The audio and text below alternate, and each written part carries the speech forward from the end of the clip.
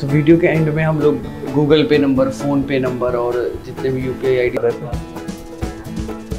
आप कैसे हैं हमजा भाई? कैमरे की इन्वेस्टर देंगे ना हमारे पास, कोई इन्वेस्टर देंगे तो आप अपील। तो ये पूछा था पॉडकास्ट है कि सेशन है, क्या है ये?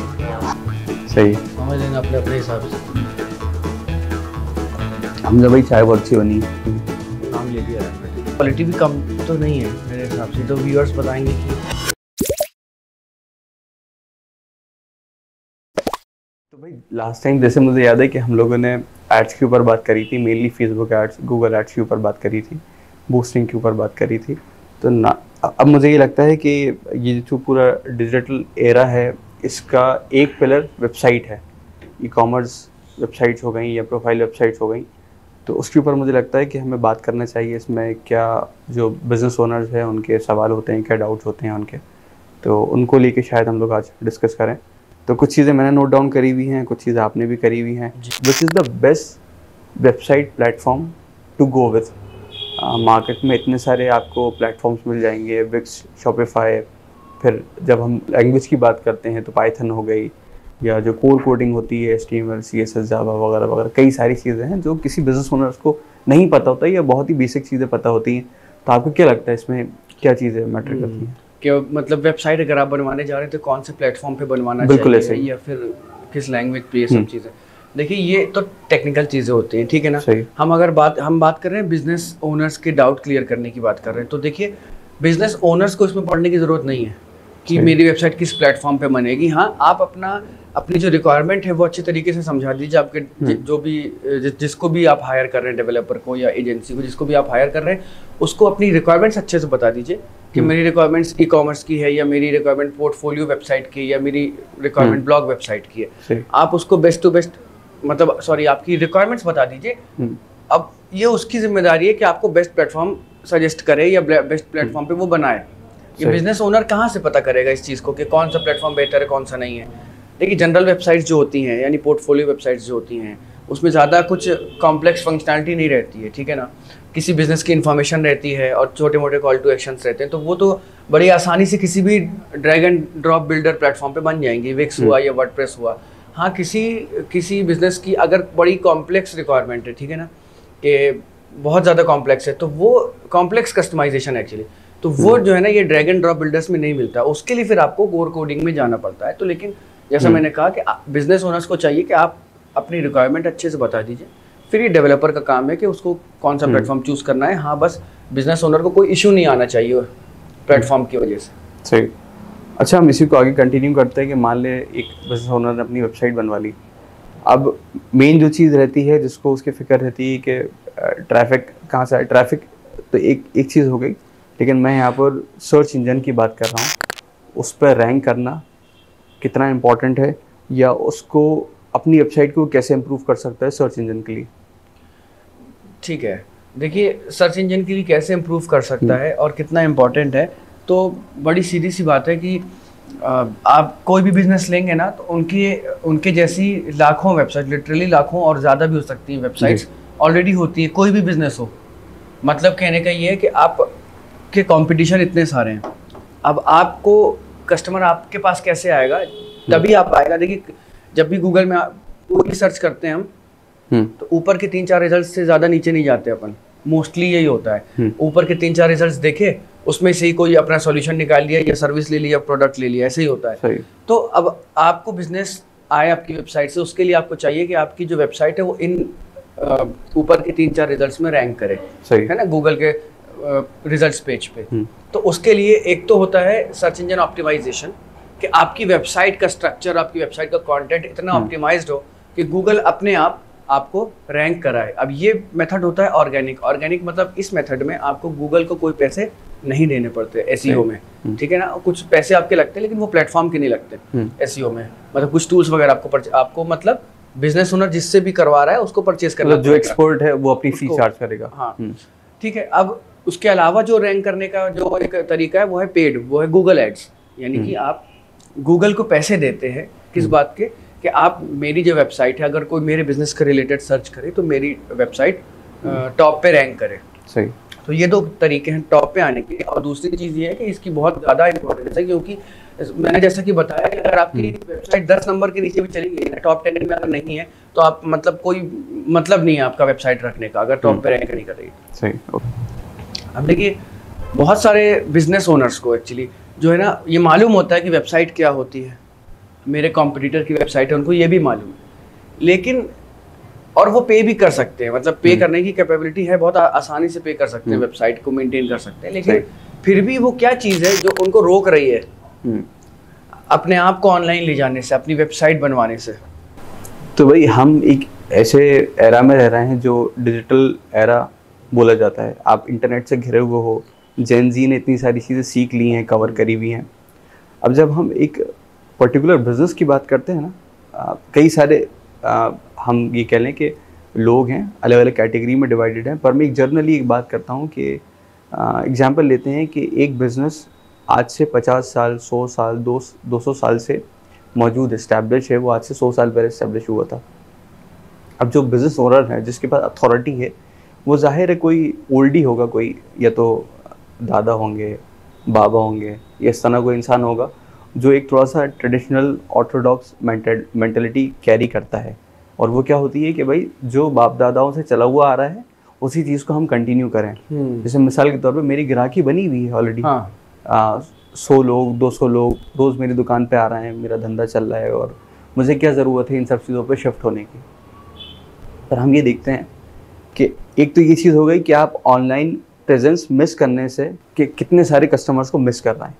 ठीक है, एक ब्रांड वैल्यू पे आपकी फ़र्क पड़ रहा है, ब्रांड पोजिशनिंग पे फ़र्क पड़ रहा है आपकी। तो यहाँ पर इस तरह के लोग एक कोई भी नई टेक्नोलॉजी या कोई भी अपडेटेड चीज़ पे शिफ्ट होने पर डरते हैं।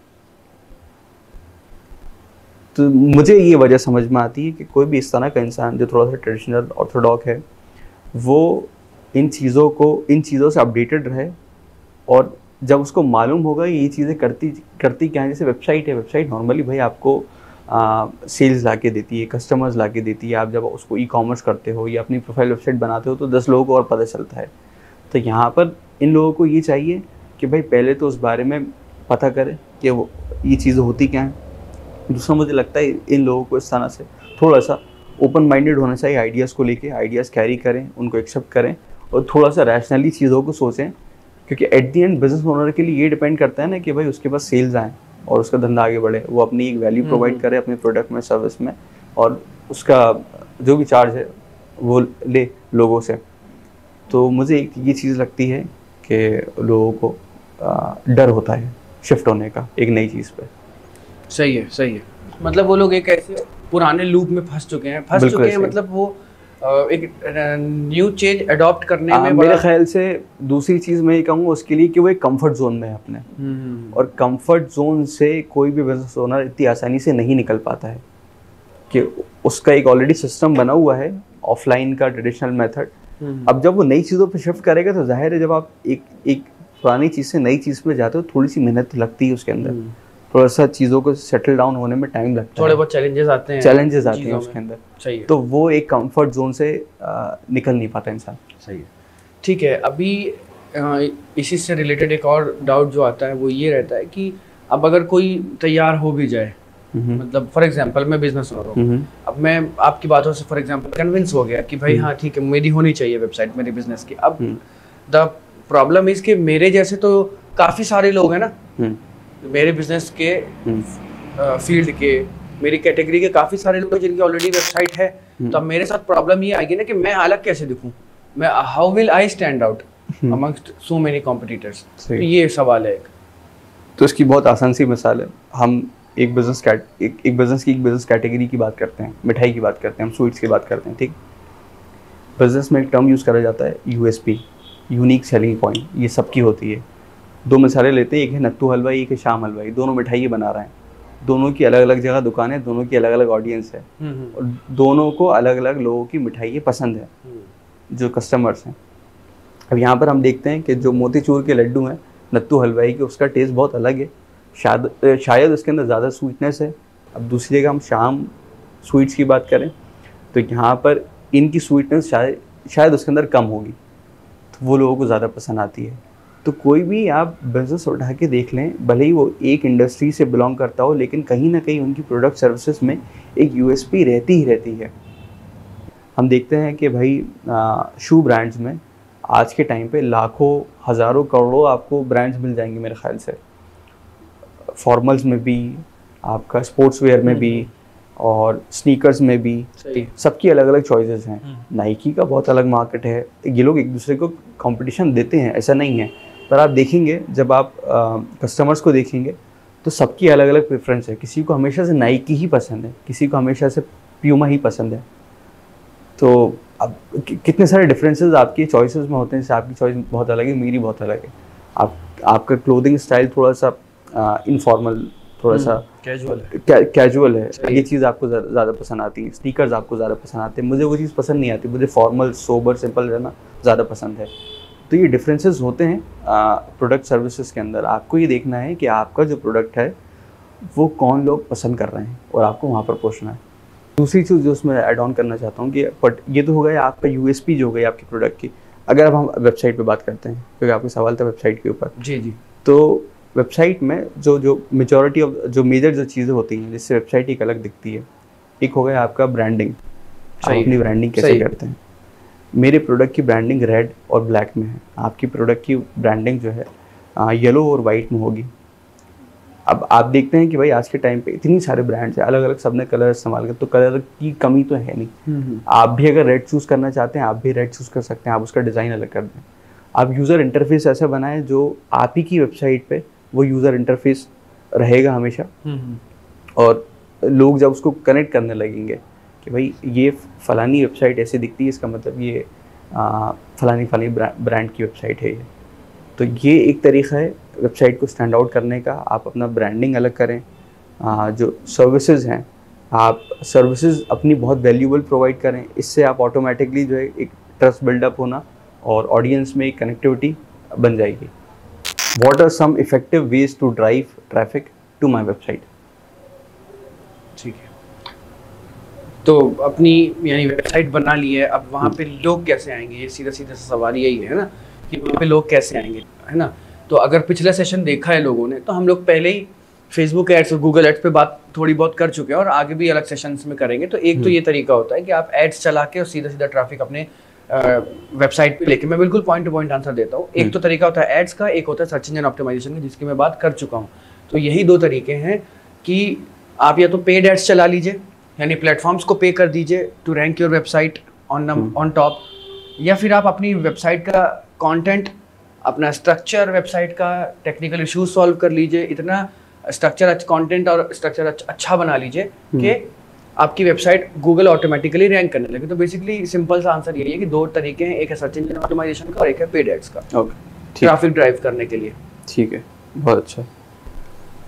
तो मैं इसी को अगर कंटिन्यू करूँ, वेबसाइट की ट्रैफिक की बात हो गई, अब हम बहुत ही बेसिक जो चीज़ रहती है कि कोई भी बिजनेस स्टार्ट करने से पहले उसका नाम हम लोग पहले नामकरण करते हैं, बिजनेस का नाम सोचते हैं और फिर हम एक डोमेन चूज़ करते हैं। तो व्हाट आर द फैक्टर्स या ऐसी क्या वो चीज़ें होती हैं जिससे हम एक आइडियल डोमेन अपनी वेबसाइट के लिए चूज़ कर सकें?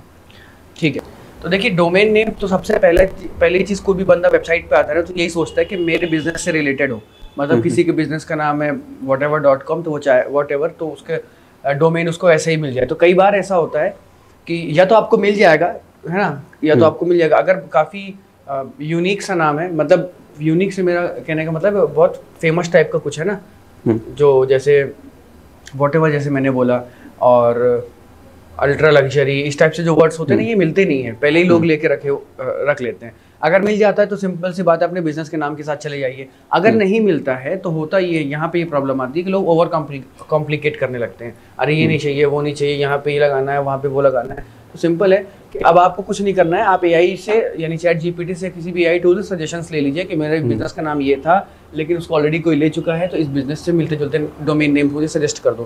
तो आपको और लिख दी, उसमें ये भी लिख दीजिए कि क्रिएट 10 वेरिएशंस, तो आपको 10 वेरिएशन मिल जाएंगे आपके बिजनेस के आसपास के नाम के। अब जैसे 10 वेरिएशन मिल जाएंगे, उनमें से कोई एक उठा के आप मतलब उन 10 को चेक कर लीजिए कहीं पे भी, GoDaddy वगैरह में कहीं पे भी, कि आपको वो डोमेन मिल रहा है कि नहीं मिल रहा है। और अगर मिल रहा है तो उनमें से कोई भी एक चूज कर लीजिए जो भी आपको समझ में आ रहा है। तो बड़ा सिंपल सा है, इसमें बहुत ज्यादा टाइम लोग लगाते हैं, लेकिन ये वो जगह नहीं है जहाँ पे आपको मतलब डोमेन नेम चूज करना इज नॉट अ थिंग जहाँ पे आपको मतलब बहुत टाइम वेस्ट करना चाहिए। जल्दी से उसको करके और आगे बढ़ना चाहिए। मैं तो इसको दो तरीके से एक तरीके से दिखता हूँ कि आप उसको आसानी से चूज कैसे कर सकते हैं। कोई भी नया बिजनेस स्टार्ट करने से पहले एक चीज़ आप ये देखेंगे, जो आपकी सर्विस है और जो प्रोडक्ट है वो कौन सी इंडस्ट्री से बिलोंग करता है। मिसाल के तौर पर क्लोथिंग, ठीक, एक वर्ड आपने उठा लिया क्लोथिंग, क्योंकि आपके नाम के अंदर वो चीज़ दिखनी चाहिए। मेरा ऐसा सोचना है कि आप का प्रोडक्ट या सर्विस पता चले अपने नाम के नाम से। तो क्लोथिंग है, अब आपने क्लोथिंग एक टर्म यूज़ कर लिया, उसके पीछे या आगे आपको जो वर्ड पसंद आ रहा है, आप अपने नाम से स्टार्ट करना चाहते हैं, या आपका कोई एक किसी पर्टिकुलर वर्ड से रिलेशनशिप है, जैसे आपको रेड कलर ज़्यादा पसंद है तो redclothing.com करके आप एक ब्रांड स्टार्ट कर सकते हैं। तो मेरे ख्याल से ये एक तरीका है आसानी से चूज़ करने का। ऐसे भी आगे जा सकते हैं।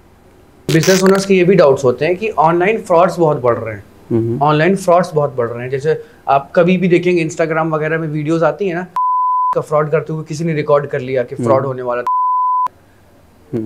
नाम ले लिया यार मैंने, तो बीप कर देंगे, है ना। तो अलग अलग कंपनीज के फ्रॉड्स आप देखेंगे इंस्टाग्राम वगैरह में, लोग रील भी डाल देते हैं रिकॉर्ड करके, देखिए ये बंदा फ्रॉड करने की कोशिश कर रहा है, कोई डिलीवरी बॉय होता है, कोई कुछ होता है, कोई सेकंड हैंड चीज बेच रहा है, इस टाइप से फ्रॉड बहुत होते हैं। तो बिजनेस ओनर्स को ऐसा लगता है कि अगर हम ऑनलाइन जाते हैं तो कस्टमर्स हमारे ऊपर ट्रस्ट कैसे करेगा कि यार इतने तो फ्रॉड्स हो रहे हैं। तो बिजनेस ओनर ये सोचता है कि मुझसे सर्विस कैसे लेगा, वो पूरे भरोसे के साथ कि हाँ इनसे ले सकते हैं हम सर्विस, इनसे सर्विस या प्रोडक्ट लेने में कोई प्रॉब्लम नहीं है। ठीक है, बड़ी सिंपल सी चीज़ है। मैं आपको ऑनलाइन एग्जांपल देने से पहले ऑफलाइन हम थोड़ा सा जो है ना, जो ऑफलाइन ऑलरेडी स्टोर्स मौजूद हैं अच्छे, जहाँ पर आप जाते हो, कोई शोरूम आप जाते हो, किसी भी पर्टिकुलर शोरूम में जिसका एक अच्छी ब्रांड इमेज है, उसकी पोजीशन अच्छी है, तो आप देखोगे कि उस शोरूम में जाने से पहले आपको बाहर 2 गार्ड्स मिलेंगे, ठीक है। उसकी सिक्योरिटी रहेगी, ऐसा नहीं कि बहुत भी ख़ास सिक्योरिटी Z+ सिक्योरिटी वहाँ पर दी गई है, लेकिन आपको 2 गार्ड्स वहाँ पर मिलेंगे, ठीक है। आप थोड़ा सा अंदर जाओगे, आपको रिसेप्शन पे उस पर्टिकुलर बिजनेस कंपनी की रजिस्ट्रेशन हो गया, लाइसेंसिंग हो गई, इस तरह के जो भी सर्टिफिकेट होते हैं वहाँ आपको मौजूद मिलेंगे कि भाई ये कंपनी तब से इस्टेब्लिश है, इसका ये गोमास्ता है, इसका ये लाइसेंस है, इसकी ये डीड है, इसका ये रजिस्ट्रेशन है, इसका ये ट्रेडमार्क है। आपको वहाँ पर पूरी चीज़ें मिलेंगी बाकायदा, ताकि कस्टमर आए तो ये देख सके हाँ भाई ये एक ओरिजिनल ऑथेंटिक कंपनी यहाँ पर ऑलरेडी मौजूद है, ये लोग यहाँ पर फ्रॉड करने के लिए नहीं बैठे हुए। सही। अब हम वेबसाइट की तरफ आते हैं।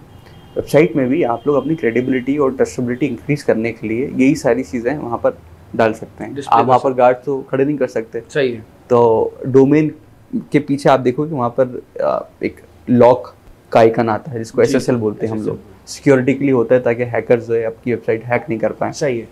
बहुत सी वेबसाइट में आपने देखा होगा कि वो अनलॉक रहता है, तो उसकी सिक्योरिटी वीक है, तो नॉट सिक्योर के नाम से दिखाता है वो, बिल्कुल ऐसे ही। तो आप SSL लें अपनी वेबसाइट के लिए, जिससे आपकी वेबसाइट सिक्योर हो जाएगी। एक चीज़ तो ये हो गई, जब जो विजिटर है, जो यूज़र है, जो कस्टमर है, जब वो आएगा तो उसको वहाँ पर SSL दिख रहा होगा कि भाई वेबसाइट सिक्योर है इनकी। दूसरा, आप जब वेबसाइट के अंदर जाओगे तो आपको करना ये चाहिए कि वहाँ पर आप अपने सर्टिफिकेट्स, सही है, और जो भी आपकी लाइसेंस है, रजिस्ट्रेशन वगैरह हो गए, ये सारी चीज़ें आप वहाँ पर डिस्प्ले करें।